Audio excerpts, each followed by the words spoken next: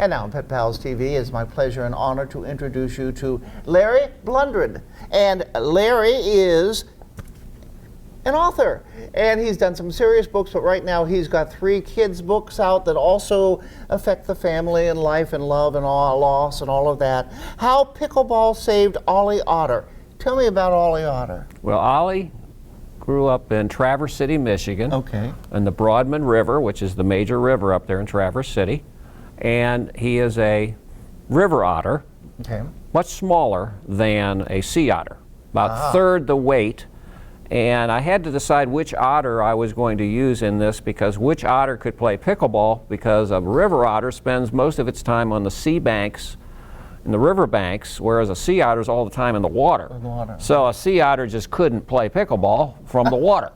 So I picked a river otter, and Ollie's much smaller and skinnier because they go about 30 pounds max, where a sea otter is about 100 pounds. Oh. And obviously it's a North American otter, so that's why I picked this kind of otter. Okay, all right, otter. And you picked pickleball, why? Because pickleball reached out to me through friends. At a very messed up time in my life, my wife was working through and thriving still with a brain tumor. And she's passed, right? She has passed. So a tough time in my life.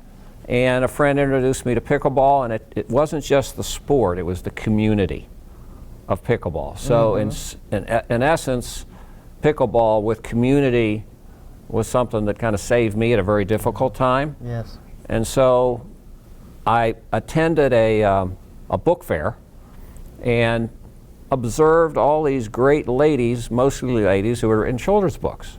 And all of a sudden I started asking myself, could I write a children's book? And then thirdly, first grandson was born, whose name was Ollie, Oliver. So there you go. The stars were kind of lined up, and I decided to go ahead and give it a shot and link it all to pickleball. Even though you say, and I know it is a children's book, there's a lot that adults can get out of this too. I mean, I'm reading this and I go, whoa, that's pretty pretty intense, you know. Intense, yes. But we can always look at things through a smile. We can always look at things through a smile. Right. And learn. And learn. Live and learn. Live and learn. So it doesn't always have to be serious. We can couch it in a way that makes a difference with our emotions in a positive way. Okay.